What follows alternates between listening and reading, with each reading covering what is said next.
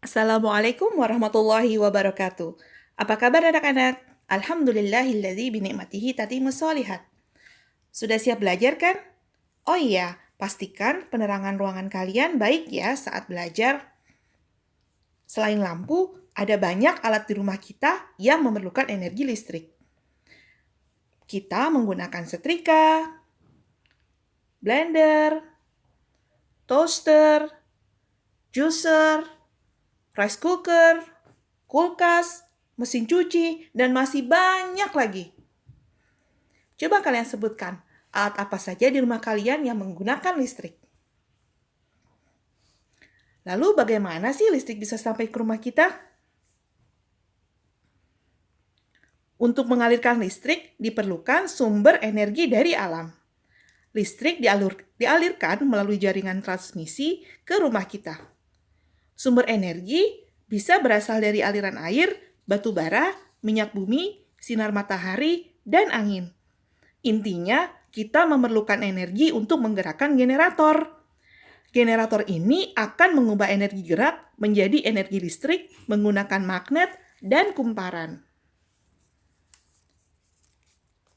Berdasarkan sumber energi penggeraknya, pembangkit listrik terdiri dari pembangkit listrik tenaga hidro dan pembangkit listrik tenaga termal. Sekarang kita akan membahas tentang pembangkit listrik tenaga hidro. Kita menggunakan air dari sungai dan danau yang dibendung atau ditampung dalam waduk. Air akan mengalir melalui pipa, kemudian menggerakkan turbin. Pembangkit listrik tenaga hidro memanfaatkan energi potensial pada tinggi jatuhnya air dan debit air. Semakin tinggi jatuhnya air, semakin besar energi yang dihasilkan untuk menggerakkan turbin. Pembangkit listrik tenaga termal adalah pembangkit listrik yang dapat mengubah energi panas menjadi energi listrik.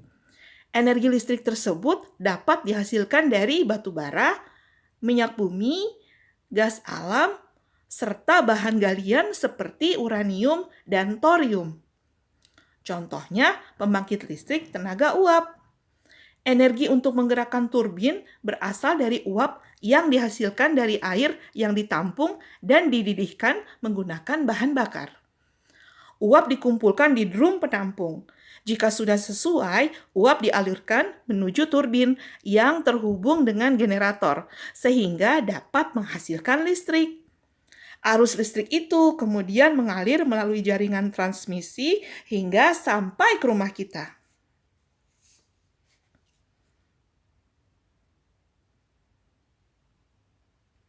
Pembangkit listrik termal melepaskan emisi gas buang ke udara sebagai sisa pembakaran. Hal ini menyebabkan polusi udara. Maka para ahli mencoba membuat pembangkit listrik yang lebih ramah lingkungan. Para ahli mencoba menggunakan sumber energi terbarukan. Energi terbarukan adalah energi yang tidak akan habis dan tidak terbuang. Yang termasuk energi terbarukan antara lain sinar matahari, angin, air, panas bumi, dan biomasa. Dari sumber energi terbarukan, para ahli merancang pembangkit listrik tenaga bayu atau angin, tenaga surya, tenaga ombak, tenaga panas bumi, dan biomasa.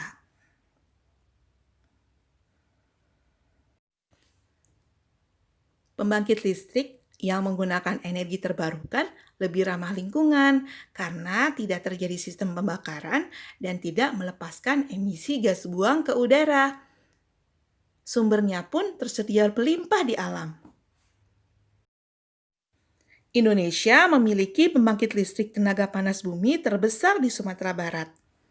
Pembangkit listrik tenaga panas bumi biasanya berada di daerah cincin api dunia, yaitu daerah dekat gunung berapi, memanfaatkan magma yang dihasilkan dari perut gunung berapi. Di negara-negara yang memiliki pantai dengan ombak besar, dibuat pembangkit listrik tenaga ombak. Misalnya di Jepang dan Korea. Nah, anak-anak, sekarang kalian sudah tahu bahwa sumber energi kita ternyata terdiri dari berbagai macam sumber yang Allah berikan untuk kita di dunia ini. Masya Allah. Demikian pembelajaran kita kali ini. Assalamualaikum warahmatullahi wabarakatuh.